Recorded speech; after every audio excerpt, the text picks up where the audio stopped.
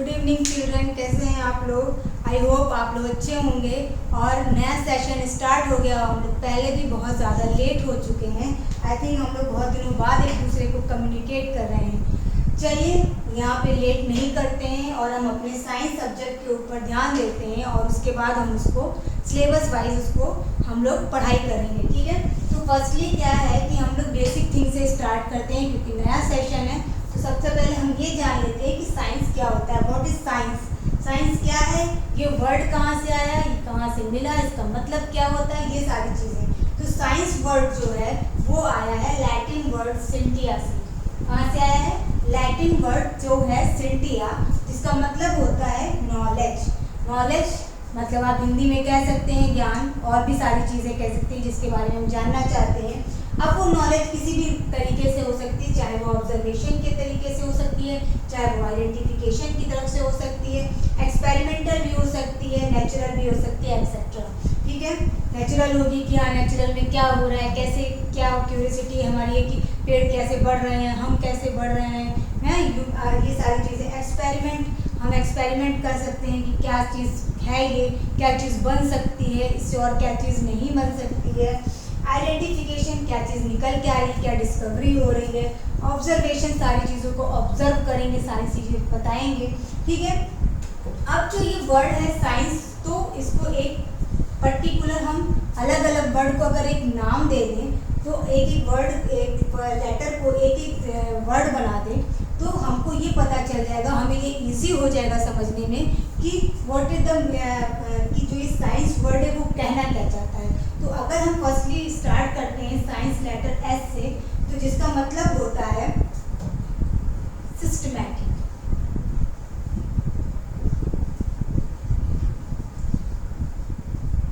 Okay, इसका मतलब होता है सिस्टमैटिक। सिस्टमैटिक मतलब हर चीज़ें सिस्टम से हो, सारी चीज़ें सीक्वेंस वाइज हों।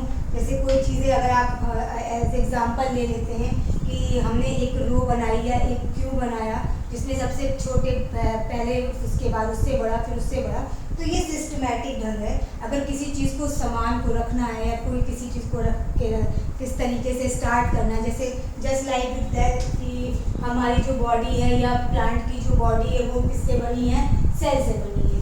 तो वो स्टार्ट हुआ एक पॉइंट से, ठीक है, cells is the basic point, ठीक है, and the group of cells is called the tissue. ठीक है, तो इसी तरीके से ये सिस्टम बनता गया और सिस्टम से ये सारी चीज़ें आगे बढ़ती गई। तो एस फॉर सिस्टमैटिक, यानी पहले हमने उसको सिस्टमैटिक अरेंज करना स्टार्ट किया। देन सी, अगर सी का मतलब देखा जाए तो कॉम्प्रिहेंसिव होता है।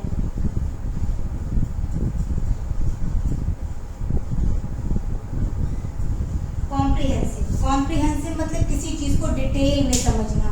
ठीक है, कि अगर कोई चीज़ें, जैसे मान लीजिए ये पेन है, तो ये पेन कैसे हुई, किस तरीके से हुआ, इसमें सिस्टम से क्या क्या चीज़ें लगी, क्या क्या नहीं लगी, फर्स्टली इसको कैसे निकाला गया, क्या चीज़ नहीं है, क्या चीज़ नहीं है। ठीक है, फिर आई फॉर इन्वेस्टिगेशन।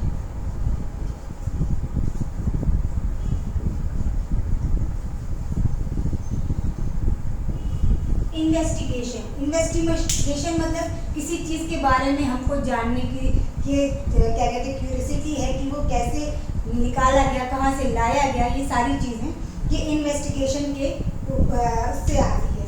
फिर आता है हमारा ई। ई फॉर होता है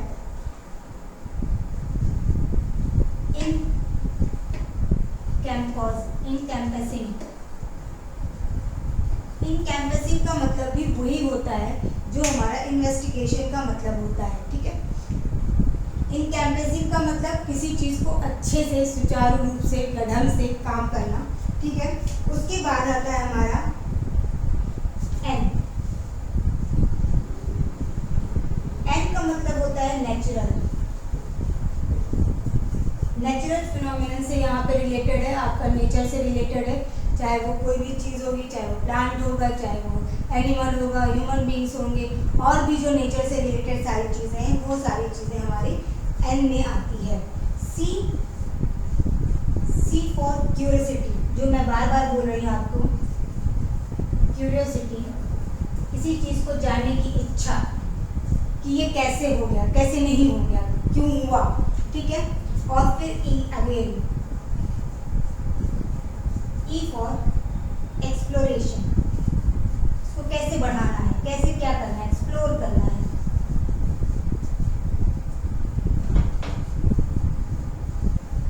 ठीक है, तो ये हमारा फुल फॉर्म हो गया साइंस का। If you write it then right.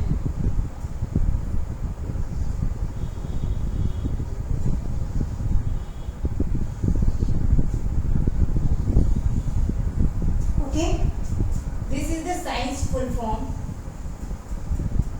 Systematic, comprehensive investigation encompassing natural curiosity and exploration, ये हमारा साइंस का एक बेसिक क्राइटेरिया है, जिसमें हम लोग ने अभी अभी डिस्कस किया कि साइंस जो वर्ड है वो लैटिन वर्ड सिंटिया से आया है, और देन आफ्टर उसका मतलब होता है नॉलेज। अब वो नॉलेज हर तरीके की हो सकती है, क्योंकि सबके अंदर अलग अलग क्यूरियोसिटी होती है जानने के लिए कि क्या ऑब्जर्वेशन हो सकता है, क्या इन्वेस्टिगेशन हो सकता है, क्या नेचुरल फिनोमिनन हो सकता है, ठीक है, क्या हमारा एक्सपेरिमेंट हो सकता है। अगर हम इसको फुल फॉर्म में एक तरीके से बात करते हैं तो अलग अलग तरीके से, यानी किसी चीज़ को अगर हम सिस्टम में उसको पूरी तरीके से डिस्कस करके और जो भी उसका नेचुरल या फिजिकल जो भी फिनोमिनन निकालते हैं या जो भी हमारे अंदर जानकारी लेने की ज़रूरत होती है, वो सारी चीज़ें हमारी क्या कहलाती हैं, साइंस का फुल फॉर्म होता है, जिसका अलग अलग मतलब होता है। ठीक, तो नेक्स्ट हम ये पढ़ेंगे कि बेसिक चीज़ यानी टाइप्स ऑफ साइंस में बेसिक जो टाइप्स हैं वो क्या क्या हो सकते हैं। ठीक है, तो इसको हम अभी रब करते हैं और ये आगे बढ़ते हैं कि हमारा टाइप, वैसे तो टाइप्स बहुत सारे हैं, लेकिन जो बेसिक है, जो मेजर है, वो मैं आपको बता देती हूँ। उसमें सब पार्ट भी डिवाइड होते हैं, जो आप आगे चल के पढ़ेंगे जब आप बड़े क्लासेस में जाएंगे। तो अभी मैं एज ए बेसिक नॉलेज के लिए आपको बता रही हूँ कि साइंस में क्या क्या चीज़ें आपको मिल सकती हैं। ठीक है, अभी हमने बात किया लेटर की कहाँ से आया है ये वर्ड, ठीक है, इसका मतलब क्या होता है। उसके बाद ये बात किया कि नॉलेज किस किस तरीके से हो सकती है, उसकी फुल फॉर्म के बारे में बात किया। अब अगर मेजर टाइप्स अगर बात करते हैं टाइप्स ऑफ साइंस, तो अगर हम एक फ्लो डायग्राम बनाते हैं तो that is the flow diagram. Physical और नेचुरल, ठीक है। अब आपको फिजिकल में दो तरीके का आ जाएगा, एक तो फर्स्टली आपका फिजिक्स आ जाएगा,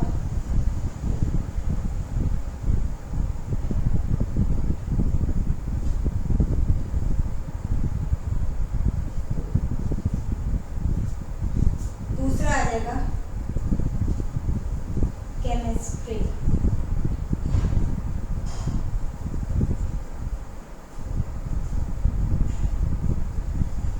इसमें आपका आ जाएगा जूलॉजी एंड बॉटनी। अब फिजिक्स, जिसमें आपकी सारी चीज़ें आप पढ़ेंगे कि क्या कहते हैं लेंसेज के बारे में और भी सारी चीज़ें हैं, लाइट्स के बारे में। केमिस्ट्री में जो लैब से रिलेटेड होगी, इसके भी सब पार्ट्स होते हैं जो मैंने अभी आपको नहीं डिस्कस किया है, वो आप बड़े क्लासेस में पढ़ेंगे। ऐसे ही जूलॉजी में आपको सारे एनिमल्स, चाहे वो कोई भी एनिमल्स होते हैं, अगर आप इसको नॉर्मल ये भी कह सकते हैं कि ये लिविंग थिंग्स के बारे में होता है, और ये नॉन लिविंग थिंग्स के बारे में। इसको अगर हम मिटा देते हैं तो आप खाली इतना जानिए कि फिजिकल जो होता है वो नॉन लिविंग थिंग्स के लिए होता है,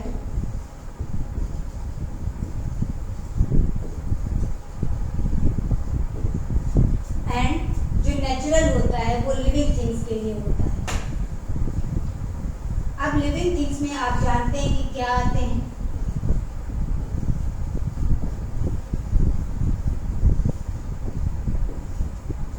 और नॉन लिविंग थिंग्स में भी आप जानते हैं कि क्या आता है। ठीक है, नॉन लिविंग थिंग्स में जिसमें जो चीज़ क्या कहते हैं ब्रीथिंग नहीं कर सकती, जो चीज़ खाना नहीं बना सकते, ठीक है, ब्रीथिंग का प्रोसेस, ठीक है, और food process, food preparing process, है ना, ये सारी चीज़ें जो नहीं करते वो नॉन लिविंग थिंग्स में आते हैं, जो कि मैन मेड होते हैं, यानी ह्यूमन बींग्स उसके साथ रिलेटेड होते हैं।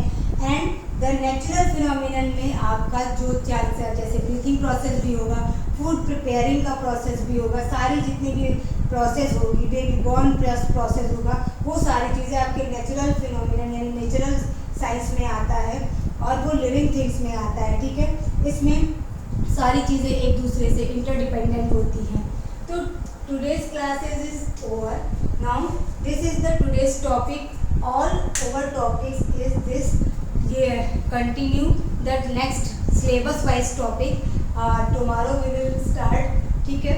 उसके बाद हम लोग डिस्कस करेंगे कि सिलेबस में क्या है क्या नहीं है, ठीक, और उसको बात करेंगे। अगर इसमें आपको कोई भी डाउट लगता है तो कमेंट सेक्शन में लिख के ज़रूर बताइएगा और अपना ध्यान रखिएगा, पढ़ाई ज़रूर करिएगा, भूल मत जाइएगा कमेंट सेक्शन में लिखने में क्या आपको उस चीज़ें समझ में नहीं आई। थैंक यू, गुड नाइट, अपना ख्याल रखिए।